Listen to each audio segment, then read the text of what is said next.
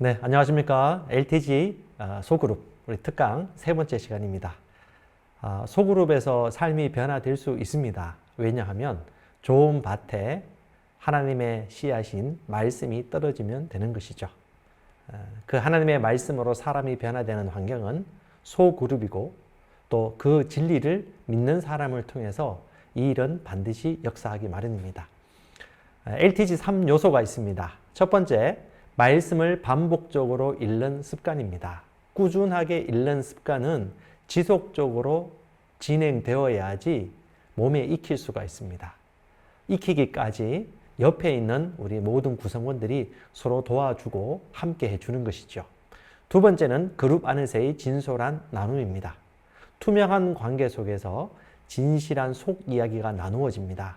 그리고 그 속 이야기를 통해서 변화되지 않은 생각들이 발견되어지고 하나님의 말씀을 통해서 온전한 뜻을 발견하는 자리로 성숙하게 되어집니다. 세 번째는 영혼들을 위한 중보 기도입니다.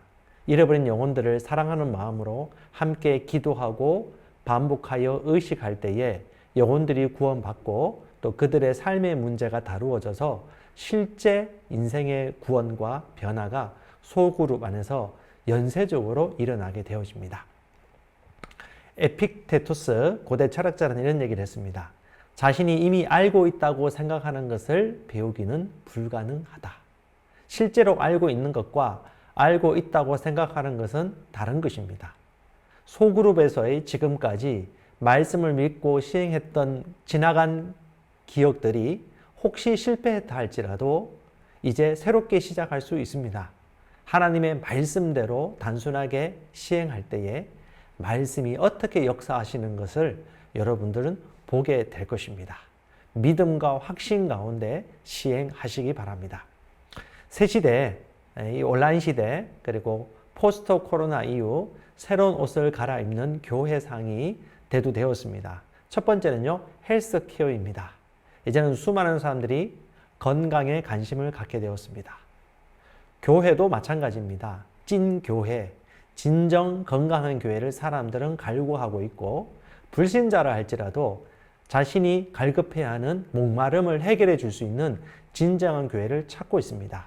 바로 오늘날 이 시대에 건강한 교회상을 우리가 제시해야 됩니다. 건강한 교회는 생명이 있는 교회, 구원이 있는 교회, 진정한 나눔이 있는 교회, 사랑이 드러나는 교회입니다. 두 번째, 온라인 시스템입니다. 이제는 지역과 환경을 뛰어넘어서 언제든지 소통하고 만날 수 있습니다. 얼마 전에 저는 방글라데시에 있는 선교사님과 함께 새가족반 내지 또 케어하는 훈련 시스템을 갖췄습니다. 멀리 있다고 못 만날 수 있는 시대가 아닙니다. 이제는 언제든지 마음만 있고 의지만 있다라면 같이 소통하고 교제하면서 영적 양육을 할 수 있고 또 필요한 전략 회의도 할 수 있고 또 새로운 교회를 지속적으로 개척할 수가 있습니다. 하나님의 말씀의 메시지를 온라인으로 나누고 실제적인 소통은 소그룹 모임을 통해서 이루어질 수 있는 것이죠.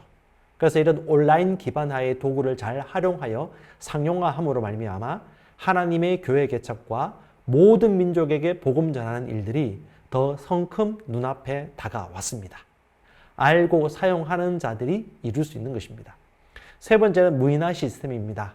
여러분 아시겠지만 어떤 매장을 가더라도 요즘은 키오스크가 상용화되었습니다. 예전에는 사람들이 직접 주문을 받고 모든 서비스를 다 제공했지만 이제는 우리가 스스로 모든 서비스를 활용해야 살아남는 시대입니다. 똑같습니다. 성도들이 지금까지는 대그룹에서 공급해주는 기도와 모임과 큐티였다면 이제는 스스로 개인 경배와 개인 기도와 개인 말씀 연구를 통해서 자신의 믿음을 스스로 세울 수 있는 그런 시대가 되었습니다. 원래 초대교회 때부터 대그룹 모임과 집회뿐 아니라 그 기반에는 모든 성도들이 스스로 말씀 읽고 개인 경배하며 하나님과 친밀한 교제를 나누었습니다. 친밀한 개인 경배의 바탕 위에서 하는 전체 대그룹 모임과 집회들은 아주 효과적이고 능력이 있습니다. 그래서 이 두 가지가 골고루 균형을 이루어야 하는데 이제 이 시대 가운데 모든 성도들은 대그룹 중심의 모임에서 좀 더 세분화하여서 개인 경배와 개인 공부와 대그룹 모임이 같이 연합하여서 시너지를 낼 수 있는 그런 새 시대가 되었다는 것을 빨리 인식해야 됩니다. 저는 모든 성도들이 스스로 말씀 먹고 스스로 경배하고 기도하는 데 있어서 좀 더 한 발자국 일어설 수 있는 그런 용기를 꼭 내었으면 좋겠습니다. 사도 바울도 예수님도 수많은 제자들도 항상 개인적인 주님과의 교제와 경배 가운데 더 친밀한 시간들을 나누었다는 것을 기억하시기 바랍니다. 네 번째는요, 홈코노미입니다. 이코노미와 홈의 합성어인데요, 가정 경제가 대두되었습니다. 이제는 쇼핑도, 카페도, 건강 케어도 집에서 직접 손가락 클릭 한번 함으로 말미암아서 모든 경제 활동이 가정에서 이루어지는 시대가 되었습니다. 똑같습니다. 가정집에서 또 가족 간의 혈연 관계 속에서 서로 믿음의 상담도 하고 영적 훈련도 하고 가정 예배도 드려지는 책임이 가정에게 있다는 것을 의식해야 되는 시대입니다. 누가 도와주지 않습니다. 자립해야 됩니다. 교회가 함께 도와줍니다. 하지만 스스로 자립할 수 있도록 도와줘야 하는 것입니다. 하나님은 모든 사람들이 스스로 말씀을 먹고 자립하기를 원하십니다. 그들이 개인 경배 속에서 개인 기도 속에서 부르심을 발견하고 믿음의 소명을 적극적으로 이루어가기를 원하십니다. 성령 충만과 말씀 충만한 사람들을 하나님은 찾고 계십니다. 그것은 절대 공동의 시간뿐 아니라 개인적인 시간 관계 속에서 더욱 친밀하게 주님과 동행하는 사람들이 경험할 수 있는 기억들입니다. 에베소서 4장 11절 12절은 교회에서 반드시 이루어질 일들을 이미 대언했습니다. 무엇입니까? 바로 오중직임자, 사도, 선지자, 복음 전파자, 목사와 교사로 세워진 사람들은 각 성도들을 온전하게 하고 섬기는 일을 하게 하고 그리스도의 몸을 세우기 위하여 부름받았습니다. 그래서 하나님께서 주신 그리스도의 선물이라고 하는 것입니다. 온전하게 되다라는 말은 각 사람이 모든 삶의 영역에서 구멍난 부분들을 메우고 어긋난 뼈를 맞추는 것과 똑같습니다. 온전한 모든 영역 속에서 말씀으로 말미암아 강건하게 회복되어지는 상태를 얘기하는 것이고요. 섬기는 일을 하게 한다. The work of ministry라고 합니다. 사역의 일을 하고 다른 사람을 돕는 사역에 동참하는 자들이 되어지는 것이 하나님의 계획입니다. 그리고 이를 말미암아서 그리스도의 몸이 세워지는 것이죠. 이 시대에 더 강한 믿음의 용사들이 일어나야 됩니다. 기도의 불꽃이 튀어야 됩니다. 잃어버린 영혼들을 향하여서 집안에 꽁꽁 숨기보다는 밖을 향하여 나아가서 생명의 복음을 증거하고 하나님의 능력이 지금 이 시대에도 역사한다는 것을 담대하게 증거하는 증인들이 필요합니다. 바로 성령 충만한 사람들은 복음의 증인이 될 수밖에 없습니다. 사도행전 17장 11절에 성도들이 갖추어야 될 필수 소양이 있습니다. 어떤 자들이 기본적으로 믿음이 세워지고 능력 충만한 삶을 살게 될까요? 바로 베레아 있는 유대 사람들처럼 고상한 사람들, 이 고상한 사람들의 특징이 뭐냐 하면 선입견이나 편견 없이 명확히 알고자 하는 태도를 가진 사람을 말하는 것입니다. 이들은 어떤 소문이나 어떤 정보를 듣는다 할지라도 그것이 하나님의 말씀이신지에 대해서 검증하는 개인 역량을 가지고 있습니다.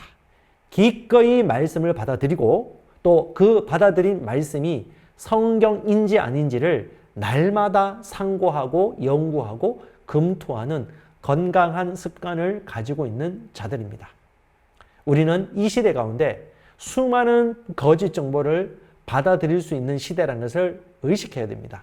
그리고 하나님의 말씀의 감각을 통하여서 이것이 진리인지 아닌지, 어디까지가 진리고 어디가 거짓인지를 반드시 스스로 분별할 수 있는 판별력을 가지고 있습니다. 이것을 믿고 활용하시기 바랍니다. 우리 LTG에는 첫 번째 성경 읽는 문화가 정착되어야 됩니다. 한 주간 개인별로 동일한 분량을 같이 읽습니다. 소그룹 안에서 최소한 한 25장에서 30장 정도 같은 본문을 가지고 읽고요. 예를 들면 빌립보서 4장입니다. 이 4장을 한 주에 약 25장 내지 30장까지 읽으려면 빌립보서 4장을 6번 반복하면 약 24장이 되는 것이죠. 그래서 한 주간 6번 빌립보서를 읽음으로 말미암아서 묵상하고 자신이 받은 은혜와 깨닫게 된 진리들을 소그룹 모임할 때 나누는 것입니다. 마가복음 16장이면 2번 읽으면요 32장이 되는 것이죠. 이런 원리를 적용하는 것입니다. 그다음에 읽었다면 그 주중에 카톡방에 매일매일 읽었을 때 표현하는 딸기라든가 케이크라든가 엄지척이라든가 이런 표현을 통해서 내가 읽었습니다라고 함께 시너지의 효과를 나타내는 것입니다. 격려하면서 함께 세워지는 것이죠. 톡방에 연결되어져서 꾸준히 성경을 읽으면 참 좋은 것은 살아있다. 온라인으로 서로 연결되어 있다. 지금 진짜 같이 동행하고 있다라는 그런 용기와 위로를 얻습니다. 그래서 이 톡 모임을 잘 활용하셨으면 좋겠습니다. 매일매일 있는 하나님의 말씀이 날마다 신선하고 하나님의 계시가 있습니다. 너무 좋습니다. 세 번째는요.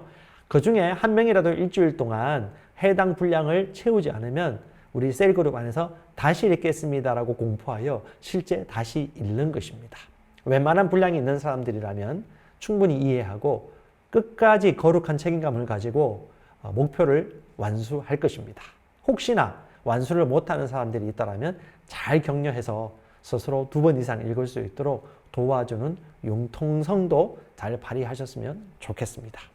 이렇든 저렇든 그 한 사람이 쉽지는 않겠지만 말씀을 스스로 먹고 묵상하는 이 훈련 과정, 어찌 보면 힘든 과정, 스스로 알을 뚫고 나오는 그 고난의 과정을 꼭 가질 수 있도록 여러분 소그룹에서 기회를 부여하십시오.